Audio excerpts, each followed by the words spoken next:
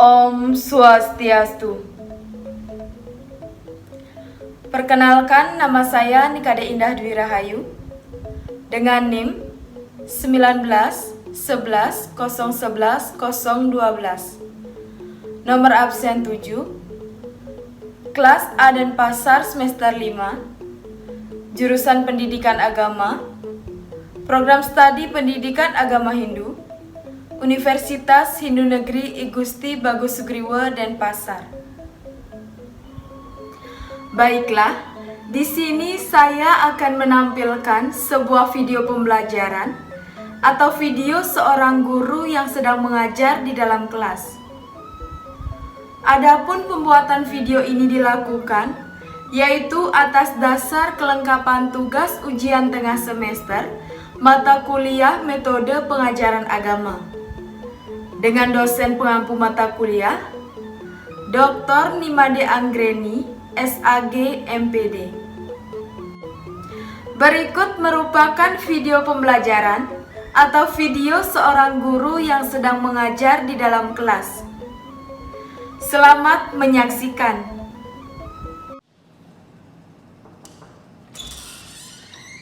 Selamat pagi anak-anak. Selamat pagi, Bu.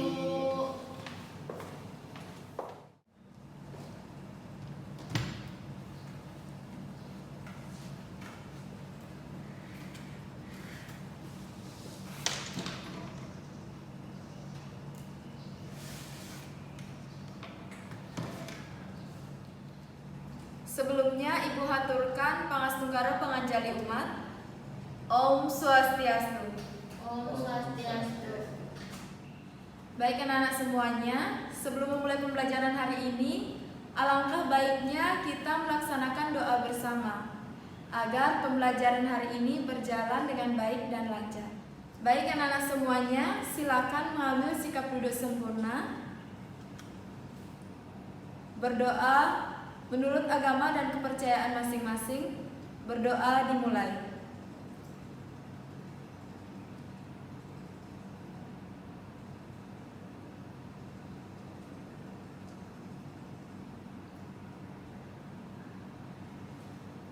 Berdoa selesai. Anak-anak kelas 8 semester 1, di sini Ibu mengisi mata pelajaran agama Hindu dan budi pekerti terkait materi Sabta Timira. Jadi di dalam materi pembelajaran Sabta Timira ini kita akan membahas mengenai pengertian dari Sabta Timira, bagian-bagian dari Sabta Timira, serta contoh perilaku dari ajaran Sabta Timira. Baik anak-anak, sebelum pembelajaran dimulai, pertama di sini Ibu akan absen terlebih dahulu ya. Yang pertama yaitu Dewa. Hadir, Bu. Baik. Cindy. Hadir, Bu. Baiklah, di sini kita akan masuk ke inti pembelajaran. Yang pertama di sini Ibu akan membahas mengenai pengertian dari Sabta Timira.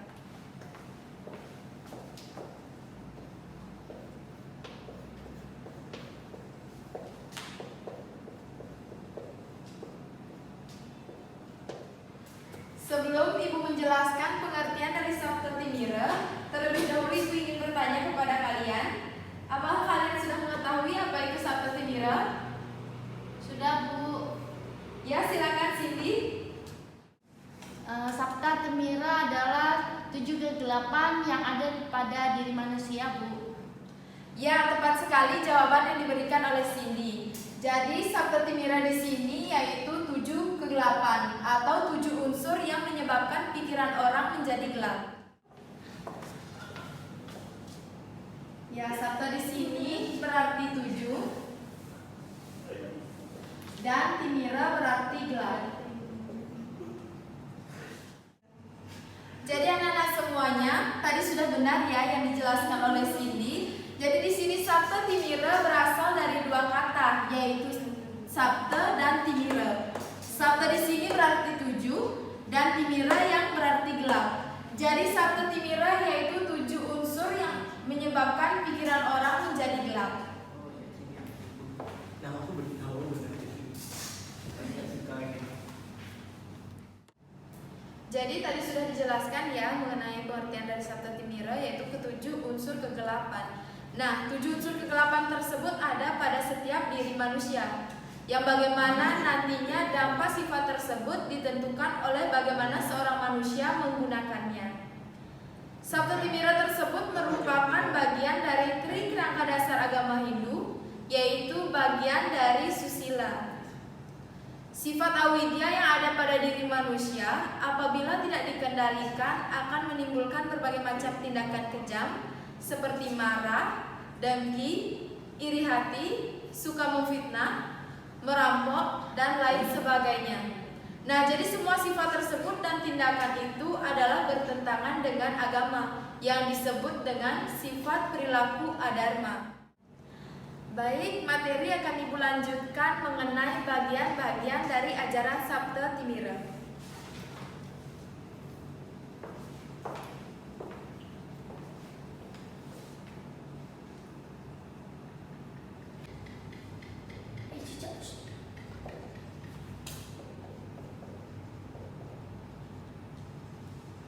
Apakah kalian di sini ada yang sudah mengetahui apa saja bagian-bagian dari Sabta Timira?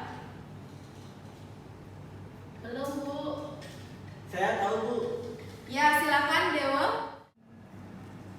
Mohon izin Ibu untuk menjawab. Jadi salah satu bagian dari Sabta Timira yang saya tahu itu ada yang namanya surupa, yaitu gelap akan ketampanan atau kecantikan. Mohon maaf kalau salah Ibu. Ya, jadi benar ya jawaban yang diberikan oleh Dewo. Salah satu bagian dari Sabta Timira yaitu surupa.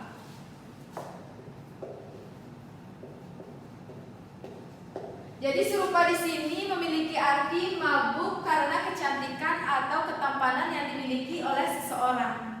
Baik, Ibu lanjutkan untuk bagian yang kedua dari Sabta Timira yaitu dana. Yang ketiga yaitu guna. Yang keempat kulina. Yang kelima yowana. Yang keenam sura.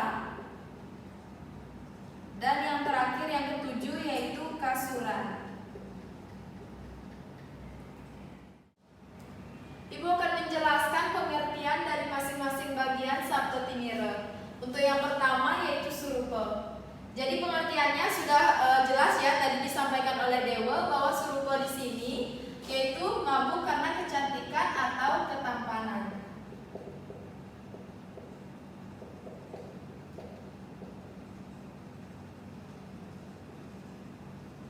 Yang kedua yaitu dana. Dana memiliki arti mabuk karena kekayaan atau harta yang dimiliki.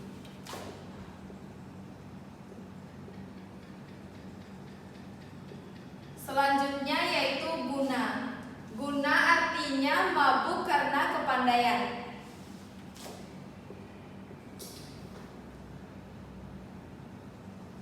Yang keempat yaitu kulina. Kulina memiliki arti mabuk karena keturunan.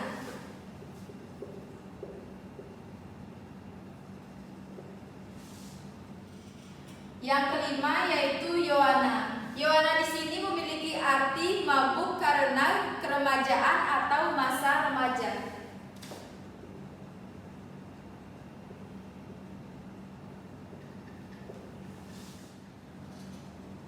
Nah, untuk bagian yang keenam, biar di sini tidak ibu saja yang berbicara, maka ibu bertanya kepada kalian, apa pengertian dari surah itu sendiri? Apakah kalian ada yang tahu? Saya, Bu. Silakan Cindy jelaskan apa itu surah. Baik, Ibu, saya akan menjelaskan. Surah adalah mabuk akan minum-minuman keras. Benar ya, yang disampaikan oleh Cindy, surah itu artinya mabuk karena minuman keras.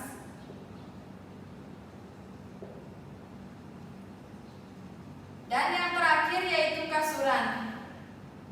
Apa itu kasuran? Saya, Bu. Ya, silakan Dewa. Kasuran itu mabuk akan keberanian. Ya, tepat sekali yang dibilang oleh Dewa kalau kasuran itu mabuk karena keberanian.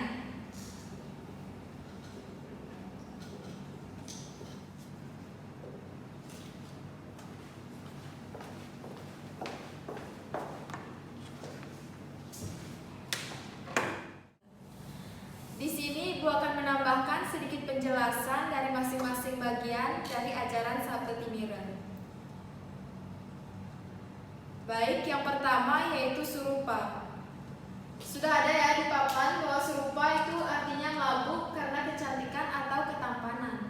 Nah, ketampanan atau kecantikan seseorang kadangkala menyebabkan yang bersangkutan menjadi angkuh, sombong, dan tinggi hati. Orang yang ganteng atau cantik hendaknya dapat mengendalikan diri dengan membuang jauh-jauh sikap dan perilaku yang tidak baik. Selanjutnya yang kedua yaitu dana. Dana artinya gelap atau mabuk karena kekayaan. Banyaknya harta benda yang dimiliki seringkali menyebabkan seseorang menjadi lupa diri, menepuk dada, angkuh dan sombong, dan tidak ingat dengan teman-temannya. Karena itu orang yang memiliki banyak harta benda seyogianya dapat menjaga diri, tidak menepuk dada atau tidak sombong dengan harta bendanya.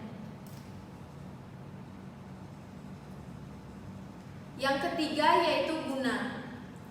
Guna yaitu gelap atau mabuk karena kepandaian. Orang yang pintar juga kadang lupa diri, menganggap orang lain tidak tahu apa-apa. Oleh karena kepandaian semestinya dibarengi dengan perbuatan yang baik, disertai dengan budi pekerti yang luhur juga.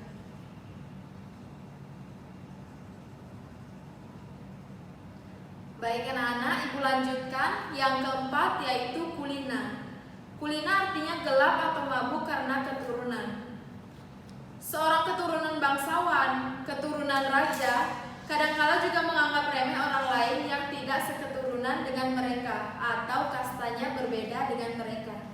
Nah, keturunan orang-orang terkenal, berpangkat atau bangsawan sebaiknya mempunyai perilaku yang baik, berbudi luhur, sejalan dengan ajaran agama. Mereka juga seharusnya dapat menjadi panutan dan memberikan contoh yang baik terhadap masyarakat di lingkungan sekitarnya. Yang kelima yaitu Yowana. Yowana gelap atau mabuk karena keremajaan atau masa remaja. Nah, anak muda remaja sekarang ini kan kurang pendidikan dan pengalaman. Seringkali lebih menyukai kebebasan dan hura-hura. Seringkali sok jagoan dan suka berkelahi. Nah, sebaiknya semasih remaja, anak-anak itu diberi pendidikan agama yang memadai dan diberi pelajaran mengenai etika. Yang keenam yaitu sura atau mabuk karena minuman keras. Minuman keras merupakan musuh yang sangat buruk. Ia dapat membuat orang tersebut mabuk, lupa diri, dan berbuat yang tidak sesuai dengan ajaran agama. Karena itu manusia beragama sebaiknya menjauhi minuman keras atau minuman-minuman yang banyak mengandung alkohol. Yang terakhir yaitu kasuran. Kasuran artinya mabuk karena keberanian. Keberanian pada diri seseorang kadangkala membuat orang tersebut lupa diri. Keberanian tanpa disertai dengan pikiran yang sehat dan baik dapat mengakibatkan kerugian atau kesulitan bagi orang lain maupun yang bersangkutan sendiri. Keberanian hendaknya selalu dilandasi oleh kebenaran dan dharma, oleh perbuatan yang luhur sesuai dengan ajaran agama. Baik anak-anak, ibu akan lanjutkan untuk materi yang terakhir yaitu mengenai contoh perilaku dari ajaran Sabda Timira.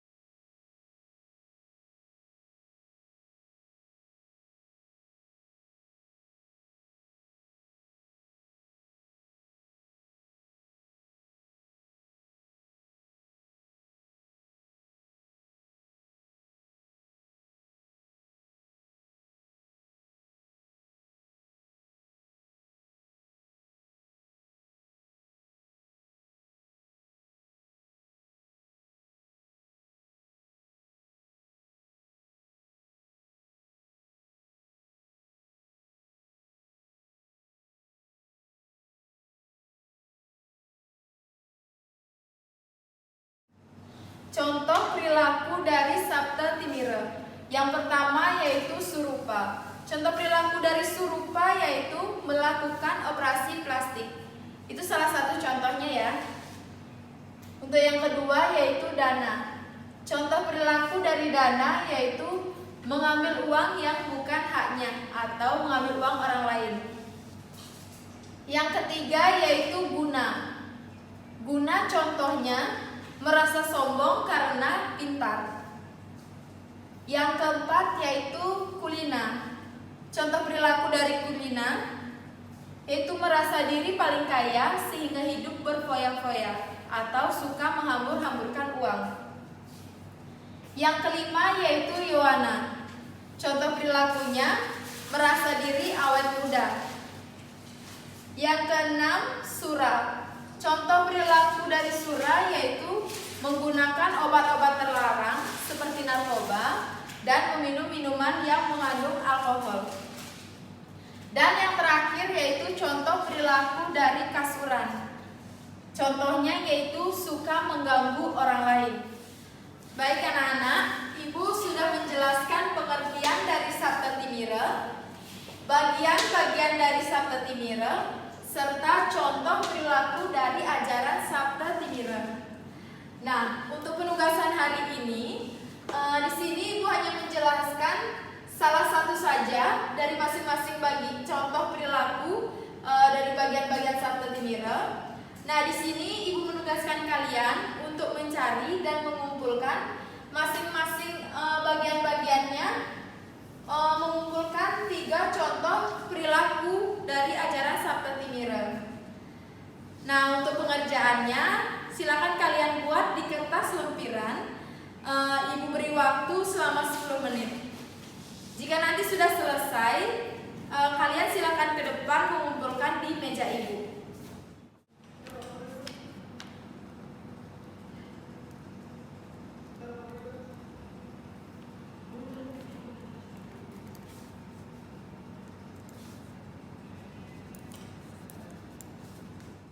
Baik anak-anak, karena sudah waktu 10 menit ya yang Ibu berikan, silakan anak-anak ke depan mengumpulkan ke meja Ibu.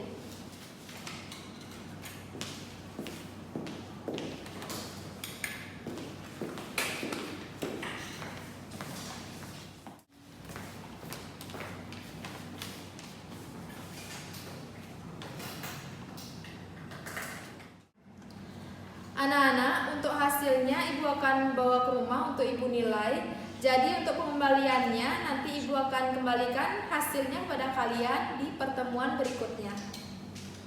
Ya, Bu.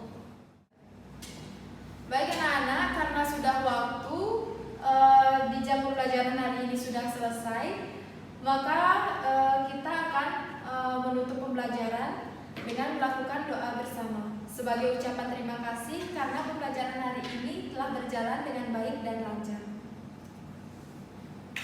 Baik anak-anak semuanya, silakan mengambil sikap duduk sempurna. Berdoa dimulai.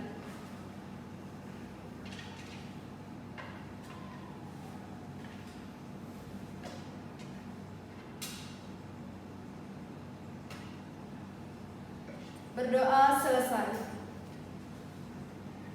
Terima kasih anak-anak semuanya telah berpartisipasi dalam pembelajaran hari ini. Dan semangat kalian sangat luar biasa ya dalam mengikuti pembelajaran di pertemuan kali ini.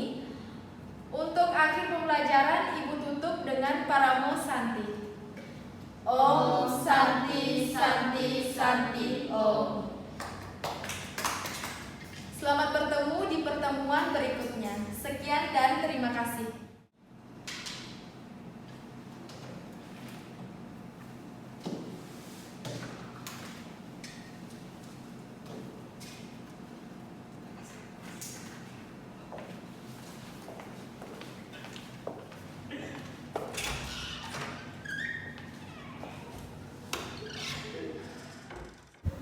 Kegiatan belajar mengajar melibatkan beberapa komponen, yaitu peserta didik, guru, tujuan pembelajaran, metode mengajar, dan media yang digunakan.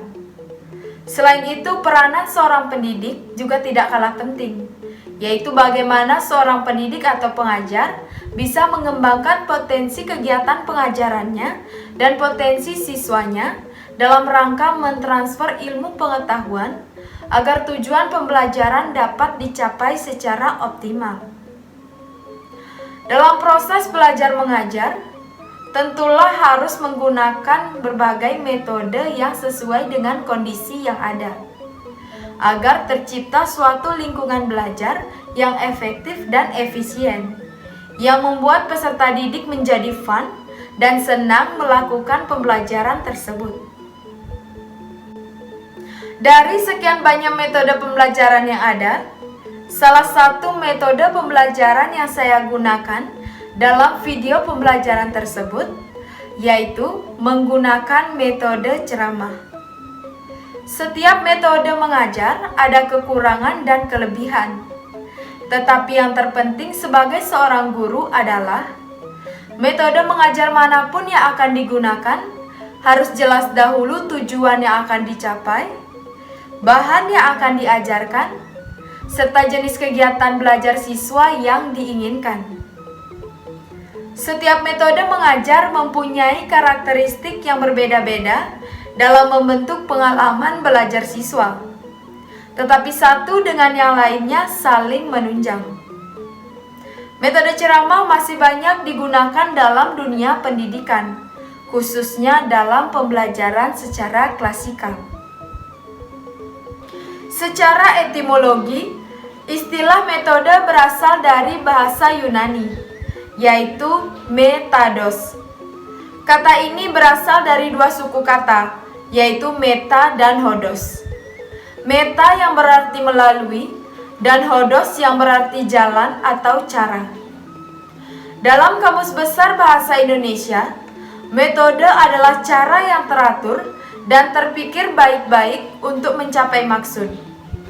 Cara kerja bersistem untuk memudahkan pelaksanaan suatu kegiatan guru dalam mencapai tujuan yang telah ditentukan.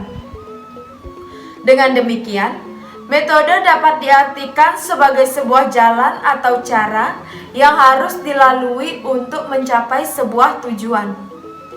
Selain itu, ada juga yang mengatakan bahwa metode adalah suatu sarana yang menemukan, menguji, dan menyusun data yang diperlukan bagi pengembangan disiplin tersebut. Metode ceramah merupakan salah satu metode mengajar yang paling banyak digunakan dalam proses belajar mengajar. Metode ceramah ini dilakukan dengan cara menyampaikan materi pelajaran kepada peserta didik secara langsung atau dengan cara lisan.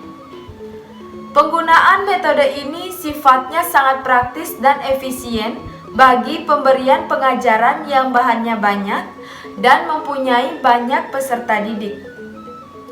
Metode ini digunakan sebagai alat komunikasi antara guru dan siswa. Guru biasanya belum merasa puas manakala dalam proses pengelolaan pembelajaran tidak melakukan ceramah. Demikian juga dengan siswa. Mereka akan belajar manakala ada guru yang memberikan materi pelajaran melalui ceramah. Sehingga ada guru yang berceramah, berarti ada proses pembelajaran. Dan tidak ada guru berarti tidak ada belajar. Adapun pendapat dari beberapa ahli mengenai pengertian metode ceramah itu sendiri. Yang pertama yaitu berdasarkan pendapat dari Wina Sanjaya yang menjelaskan bahwa metode ceramah adalah cara penyampaian pembelajaran dengan penuturan secara lisan ataupun penjelasan secara langsung kepada peserta didik atau siswa. Metode ini adalah cara mengimplementasikan strategi pembelajaran ekspositori. Yang kedua yaitu berdasarkan pendapat dari Hamdani yang menjelaskan bahwa metode ceramah merupakan cara pembelajaran yang sudah lama diterapkan oleh guru dengan penyampaian secara lisan kepada peserta didik. Metode ini digunakan untuk materi pelajaran yang memerlukan banyak penjelasan. Yang ketiga yaitu pendapat dari Muhyiddin Syah yang mengemukakan bahwa pengertian metode ceramah yakni cara mengajar dengan penyajian informasi secara lisan kepada peserta didik atau siswa. Metode ini dapat dikatakan sebagai metode yang ekonomis dan efektif dalam mengatasi literatur atau rujukan yang langka. Yang keempat yaitu pendapat dari Jamarah yang menjelaskan bahwa metode ceramah merupakan metode penyampaian informasi materi pembelajaran secara lisan kepada siswa. Dan metode ini merupakan metode yang tradisional yang sejak dahulu telah digunakan dalam proses pembelajaran. Namun demikian, metode ini tidak bisa dipandang sebelah mata, karena apalagi pada sekolah-sekolah yang ada di pedesaan dengan fasilitas yang minim. Dan yang terakhir, yang kelima, yaitu berdasarkan pendapat dari Murwani yang menjelaskan bahwa metode ceramah banyak digunakan oleh guru pada berbagai situasi serta tujuan pembelajaran. Dalam metode ini, guru berperan menyampaikan informasi di depan, sedangkan peserta didik duduk untuk mendengarkan informasi yang disampaikan oleh guru tersebut. Ada beberapa alasan mengapa seorang guru menggunakan metode ceramah, yaitu dengan menggunakan beberapa pertimbangan sebagai berikut. Yang pertama, peserta didik benar-benar memerlukan penjelasan, misalnya karena bahan baru atau guna menghindari kesalahpahaman. Yang kedua, benar-benar tidak ada sumber bahan ajar bagi peserta didik. Yang ketiga, menghadapi peserta didik yang jumlahnya banyak dan bila menggunakan metode lain, sukar untuk diterapkan. Dan yang terakhir, yang keempat, yaitu menghemat biaya, waktu, dan peralatan. Secara esensial, setiap metode pembelajaran pasti memiliki kelebihan dan kekurangan. Begitu pula metode ceramah, juga ada sisi kelebihan dan kekurangannya. Walaupun metode ceramah dianggap metode klasik, tetapi kenyataannya masih banyak sekali yang menggunakan metode ini dalam proses belajar mengajar. Karena metode ceramah ini mempunyai beberapa kelebihan. Antara lain, yang pertama yaitu ceramah merupakan metode yang murah dan mudah untuk dilakukan. Murah dalam arti bahwa proses ceramah tidak memerlukan peralatan-peralatan yang lengkap. Hal ini tentu saja berbeda dengan metode-metode pembelajaran yang lainnya. Dikatakan mudah karena ceramah hanya mengandalkan suara guru. Dengan demikian, tidak terlalu memerlukan persiapan yang begitu rumit. Yang kedua, dengan menggunakan metode ceramah, guru dapat dengan mudah menguasai kelas, mengorganisasikan tempat duduk dan kelas. Dengan demikian, akan memberikan kemudahan bagi guru dalam menyampaikan pesan-pesan kepada peserta didik. Yang ketiga, ceramah dapat menyajikan materi pelajaran yang luas dalam waktu yang relatif singkat. Maksudnya di sini yaitu materi pelajaran yang banyak dapat dirangkum atau dijelaskan pokok-pokoknya oleh guru dalam waktu yang singkat. Yang keempat yaitu ceramah dapat memberikan pokok-pokok materi yang perlu ditonjolkan. Artinya, guru dapat mengatur pokok-pokok materi yang mana yang perlu ditekankan sesuai dengan kebutuhan dan tujuan yang ingin dicapai. Yang kelima yaitu, melalui ceramah, guru dapat mengontrol keadaan kelas karena sepenuhnya kelas merupakan tanggung jawab guru yang memberikan ceramah. Yang keenam, metode ceramah dapat digunakan bagi jumlah siswa atau peserta didik yang sangat banyak atau dalam jumlah besar. Dan yang terakhir, yang ketujuh yaitu ceramah tidak memerlukan setting kelas yang beragam atau tidak memerlukan persiapan-persiapan yang rumit. Asal siswa dapat menempati tempat duduk untuk mendengarkan guru, maka ceramah sudah dapat dilakukan. Dengan demikian, metode ceramah akan sangat mudah bagi guru dalam melaksanakannya, karena metode ini tidak memerlukan persiapan yang cukup rumit.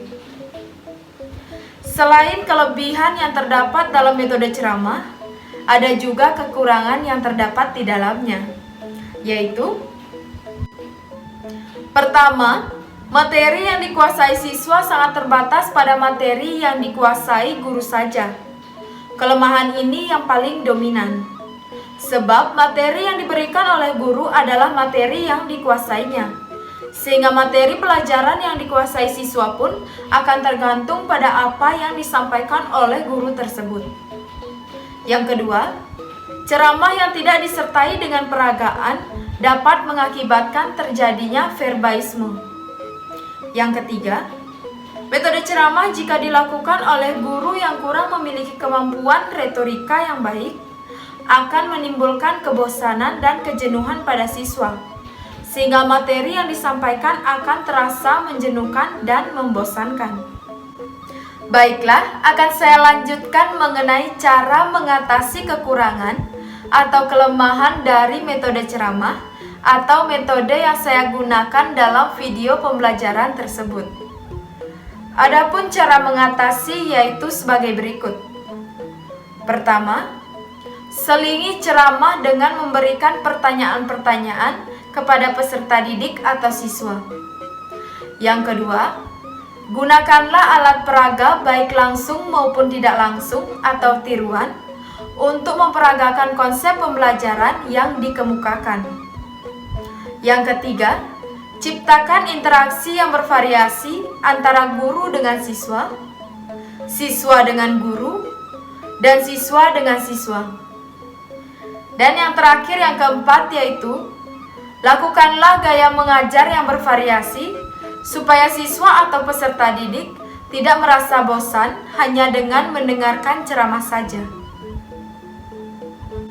Baiklah, sekian materi mengenai kelebihan dan kekurangan serta cara mengatasi kekurangan atau kelemahan dalam metode yang saya gunakan dalam video pembelajaran tersebut. Semoga isi dari video pembelajaran tersebut dan materi yang disampaikan dapat bermanfaat bagi kita semua.